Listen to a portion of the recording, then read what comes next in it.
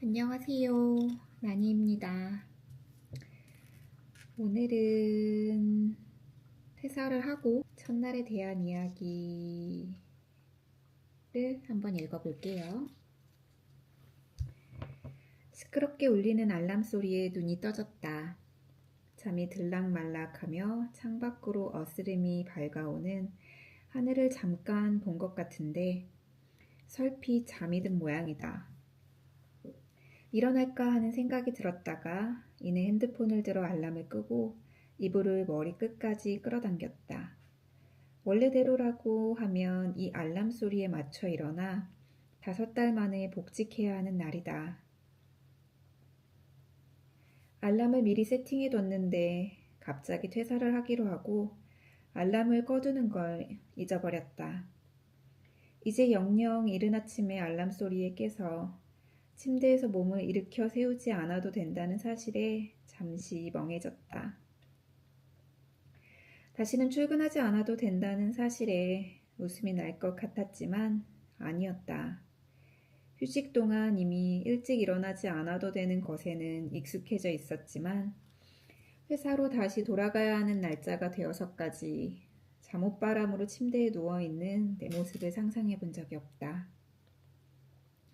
어쩐지 조금은 짜릿하고 묘하게 어색했다.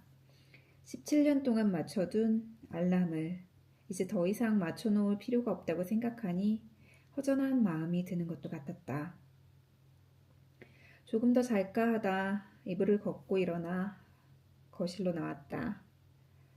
북향인 오피스텔은 늘 어두컴컴한데 오늘처럼 하늘이 잔뜩 구름을 머금은 날에는 더욱 그랬다. 어쩐지 내 마음도 그 구름처럼 잔뜩 물먹은 솜덩이처럼 느껴졌다. 창문 너머로 사람들이 작게 보였다. 다들 일터로 향하는지 분주히 움직이는 사람들의 몸짓에 내가 더 작아지는 것 같았다. 5달 동안 달고 있던 암환자라는 명찰을 드디어 벗어던졌다. 곱게 화장하고 뾰족한 구두를 신고 나서야 했던 출근길도 끝났다. 정말로 아무것도 할 일이 없는 백수의 하루를 어떻게 시작해야 할지 몰라 아무것도 하지 못한 채 창밖을 보며 서 있었다. 차라도 한 잔 끓여 마시며 오늘 하루를 어떻게 지내볼지 생각해보자 하는 마음으로 가스레인지에 물을 올렸다. 커피 냄새가 온 집안에 퍼졌다.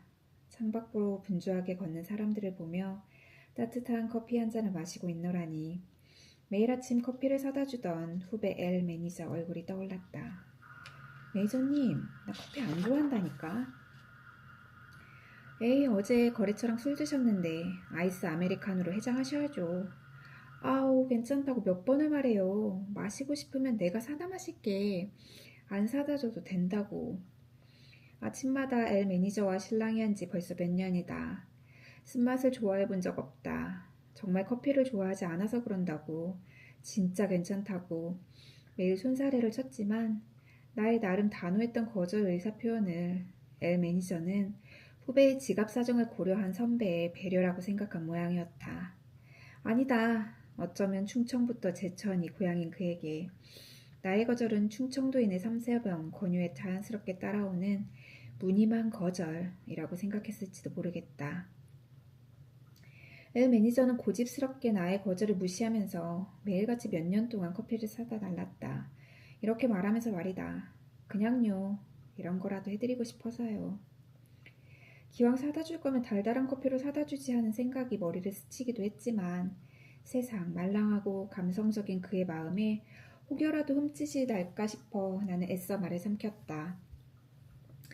엘 매니저가 매일매일 사다 나르는 그 사약 같은 커피에 어느새 조금씩 익숙해지고 있었다. 나는 결국 그에게 졌다. 오늘 복직을 해서 사무실에 출근했더라면 내 책상 위에는 늘 그랬던 것처럼 또 커피 한 잔이 놓여있을 것이 분명했다. 매니저님, 복귀 기념 환영의 커피예요. 하며 활짝 웃을 그를 만날 수 있었을 텐데 내가 내린 커피는 그가 사다 주던 그 커피보다 더 썼다.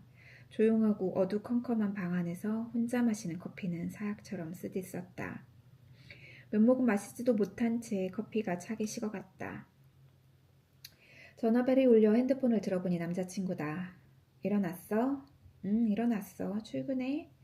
왜 이렇게 일찍 일어났어? 안 일어났을 것 같아서 전화할까 말까 하다 했어.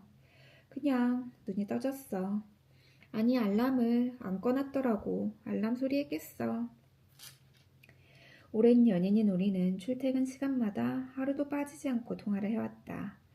어제 못다한 지긋지긋한 상사 이야기를 하기도 했고, 밤사이 본 재밌는 드라마나 예능에 관해 이야기하기도 했다. 남자친구는 내가 백수로 처음 맞는 오늘이 궁금한 모양이었다. 기분이 어때? 이제 알람 안 맞춰놔도 되겠네. 부럽다. 그의 말이 어쩐지 심장이 쿵 하고 가라앉았다. 부러워? 근데 난 좋은지 어떤지 잘 모르겠어. 그래? 왜? 좋아해도 돼. 당분간 백수 생활을 누려. 푹 쉬면서 몸 회복부터 하자. 그래, 그래야겠지. 그래서 오늘은 뭐 할 거야? 글쎄, 아무 계획이 없어. 남자친구와의 통화를 끝내고 어두컴컴한 거실 한켠에 놓인 소파에 몸을 기대 앉았다. 아무것도 할 일이 없는 오늘을 지내는 것이 처음도 아닌데 난 좀처럼 기운을 차리지 못한 채 물먹은 솜이 되어 소파에 오래 앉아 있었다. 한참을 소파와 한 몸이 되어 처져 있다가 드디어 할 일이 떠올랐다. 차게 식어버린 커피잔을 싱크대에 가져다 놓고 어제 사무실에서 챙겨와 거실에 던져주었던 짐을 정리하려고 박스를 열었다. 오래도록 목에 걸고 다녀 꼬질꼬질해진 빨간 줄 사원증이 보였다.